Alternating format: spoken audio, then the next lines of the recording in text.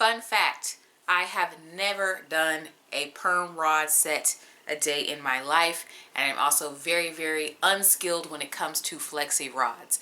I learned that you guys think that this is those styles, but it's actually a Bantu knot out. So in today's video, I'm going to show you exactly how I get my Bantu knot out that is apparently catfishing the girls. And also, by the way, hello everyone, Kayla here, and this is What the Kink, a natural hair channel.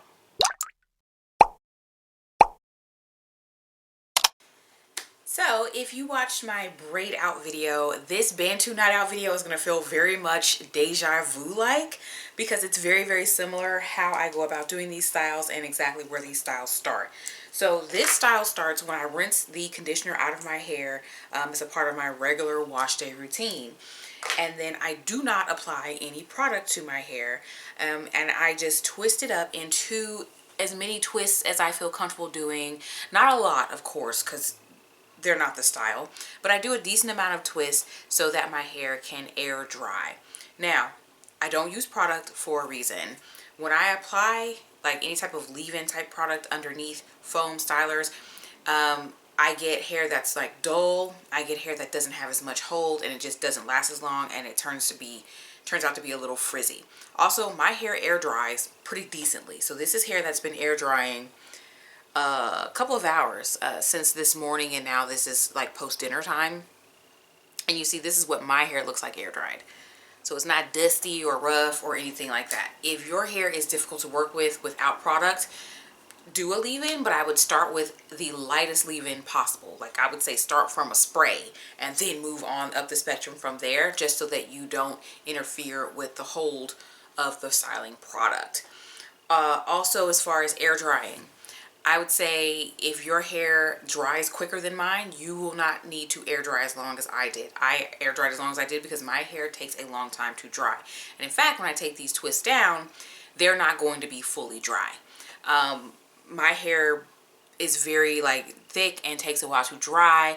So trust me, these hours, even though some people's hair would be bone dry in this time, mine wouldn't be. So if you're going to do what I'm doing, don't dry your hair all the way, because we do want a little bit of moisture to help with setting the style. The styling product that I'm using should be no surprise to you. I am using the Pattern Curl Mousse. This product has pretty decent hold. I actually am almost out of it. The product level is here. I've been using this a while, and I'll probably replace it when it is out. Use whatever foam works best for you, that gives you a decent amount of hold. I'm not saying that this is a magic product that you have to get just because I'm using it, but I will be linking it in the description box. So if you want more info, or you want to buy it, or you want to buy online and pick up in the store, or whatever it is, support the channel, I will have the information in the description box. Okay, so let's talk technique. I'm going to show you guys exactly the steps that I go through to get everything how I want it to be. You will notice that I did do the majority of my hair off camera because I didn't want you to sit here and watch me do the same thing over and over again, especially if you could not see it, because you can't see the back of my head while I style. I mean, I can turn my head, but you know what I mean. But anyways, so you'll notice that I changed the parting of my hair. I do not like no center part with the Bantu knot out or a twist out. I don't like the way it looks on me. So I do this little middle portion because I'm going to put it to the side to have a side part. So there's really not too much rhyme or reason to like how I do the sections. I literally just grab chunks of hair. Like I'll grab a little row, and that's what I'm going to work with. So I did that for my entire head. I don't do elaborate partings and things like that like I see a lot of people do. It's beautiful, but I don't do that. And yes, I will go outside with my non-fancy parted Bantu knot out, and I've never felt any type of way about it. So I'm getting a couple of pumps of this product. Ooh, dropped it, but thankfully it's a hard top table right here, so I'm able to scoop it off. It's several pumps, but like this is how much I have once I've rubbed my hands together. Let that white balance come through. So I'm going to coat the hair, and it shouldn't be too difficult to do this because there is a little bit of water left in the hair. The hair is not bone dry. I didn't dry it till it was crispy. I do want to make sure I got everything in the mirror. Okay, so then I kind of just judge. Again, this is real like vibes. I judge like how many twists I want to do because I roughly want them all to be about the same thickness. I know that this is going to be a little thicker than I want it to be, so I go ahead and split that. And I want a little bit more hair in the front one, actually. Okay, so I'm just going to clip this just to get it out of the way, weight it down. Now, here's what I do. I come in with a 2-strand twist, right? And it's technically what's called a rope twist. I don't think too much when I do my twist. I think I automatically do a rope twist. I don't know how to do any other type of 2-strand twist. But basically, if you were to slow this down, you would notice that I'm rolling the individual hairs as I'm also twisting them. I'm not the one to teach you how to rope twist, but I rope twist. Now, there are several options that you have for this. This was actually the hairstyle that I wore when I was transitioning. And on my kind of more thin, relaxed hair, it came out better just to do a single twist, not 2-strand twist. And I felt like it was less stringy. If you have hair that's not as dense, you might consider trying it without doing a 2-strand twist if the result that you get from doing it this way is stringy. But now with natural hair and very thick hair that's going to kind of puff and expand a bit, the 2-strand twist is necessary. It helps me to further smooth my hair, and it also doesn't look stringy because my hair just prevents it from looking stringy. So after we have this 2-strand twist, I will note that when I was twisting, I was kind of doing this motion where I was twisting forward. Okay, so in order to get the tension right, I'm going to do a single strand twist now with that same twisted strand, and I'm going to do it in the same direction that I was just doing the twist. Okay, now I have long hair, and at some point you will lose tension. So I try to get as far as I can, and then I stop. So I'm going to now do the knot. Now, here's the thing with the knot. The knot needs to go in the same direction that you were twisting it. Again, we're keeping the tension. This is what's going to make your knot stay and make your hair set really smooth. So I am wrapping my hair around. You kind of make a hook and then start going around it. And every time you go around, you want to put the new hair underneath the previous hair at the base. Again, keeping the tension. This is how you don't end up having to do ponytail holders and all types of stuff that I've seen people do to try to keep these to stay. Okay, so now you got this point, and it's the part where my hand was stopped. So I just do this to keep the tension. There's not as much hair. It's easier to do to further twist the rest of that. And I keep going until I run out of hair, and I tuck that last bit. Not even really trying to tuck it. I just keep going, and the tension just sticks it underneath that section, and it's going to stay like that. And of course, someone may be wondering, you know, do you, I just want a little bit more product. They're like, do you sleep with these in addition to the dryer time, I do sleep with these in. And the tension is set up so that, yes, they may like, because mine are tall, because my hair is long, it may like do like this or whatever as I lay on it, but it's not going to come undone. And when I wake up in the morning, it's not going to be sticking up or whatever the way that it was laying. It comes down perfectly fine. So sleeping on these, I know some people say that sleeping on Bantu knots is uncomfortable, but for me, I've never had a problem sleeping on these. The tension is good, but my head doesn't hurt. So if your head hurts, you might be doing a little too much. Now, one thing that I have done in the past that I know is a common practice with Bantu knots that has made my head hurt is I have, I think when I was transitioning, I used to use pin curl clips to clip it. The thing is, when you sit under the hairdryer with those, they heat up. And then they're like sticking into your scalp. Especially if you don't get them situated in there just right. So I have definitely experienced my fair share of pain, but not using any type of clips or anything like that. First of all, it's faster. I don't need like tons of supplies and materials to do this hairstyle, but then it doesn't hurt. So like literally the only supplies I have is I have these 2 clips, the one that's in my hair and the one that's sitting here.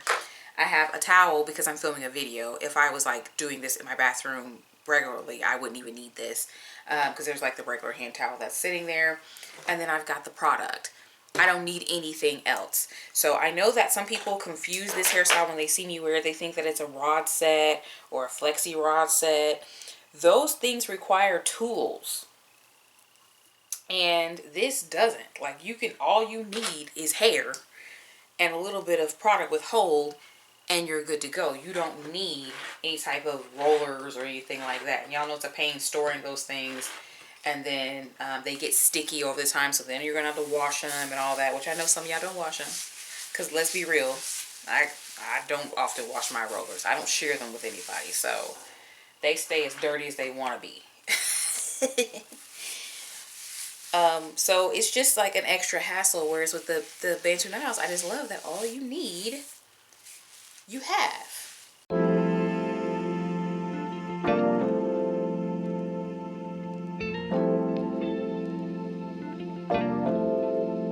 Now, of course, we got to talk drying, right? So first of all, congratulations. If you started with damp hair, you've already done part of the drying. That is exactly why I do this style on damp hair, because it is difficult to dry hair that is bound up so tightly. So you need the tension to get the style to be smooth and silky and curly. But at the same time, the tension makes the drying horrible. So that is why I use a foam styler, and that is why I do this on damp hair. So the drying is partially already done. Now, after I get done filming this, I'm going to sit under the dryer. I tend to do a variety of different things. I sometimes will do 30 minutes on the regular heat setting, and then I'll turn it down really low and sit under there maybe an hour or so more because I'm doing other stuff. But really, it's not, I guess, crucial, live or die, if I sit under the dryer a certain amount of time or at a certain heat level, because I'm going to just go and put my bonnet on this and sleep on it. And because it is air dried previously and it gets some sort of dryer time, because foam loves the heat from the dryer, it's going to be 100% dry when I take it down. Since I've started doing my hair this way, which was years ago, like I said, I was a big Bantu Not Out person at one point. This only hairstyle I did for a point. My hair is always dry the next day because of this. When I tried to do it other ways, it didn't work, and my hair was not dry. So I'm going to go do those things, and I'll meet you in the finished result. Of course, I have to show you how to take them down. Of course, I'm going to leave you hanging like that. So I'll do one, of course, in the section that you can see. It's a theme here.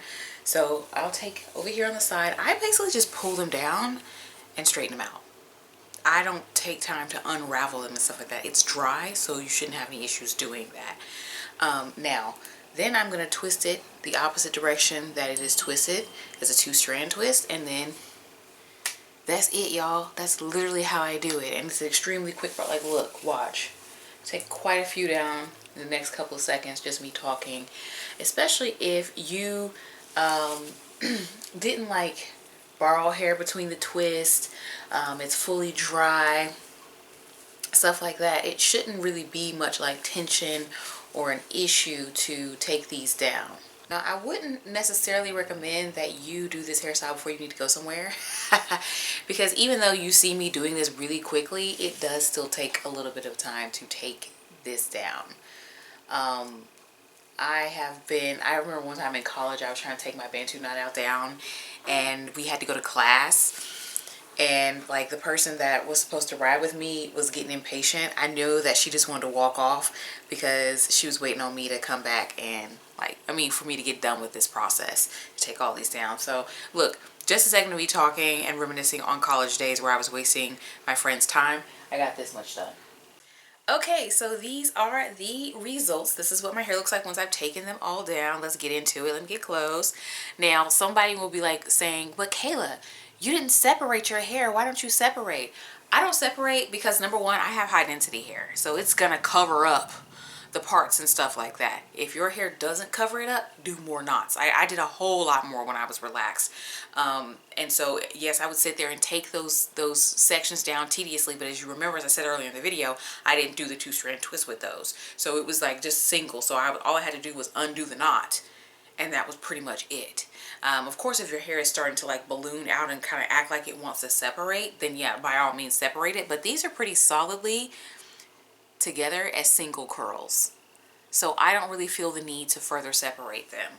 Of course, let me give you the 360 so you can see the back of my head. It probably looks crazy, but remember, over the days, it is going to come together and cover up stuff.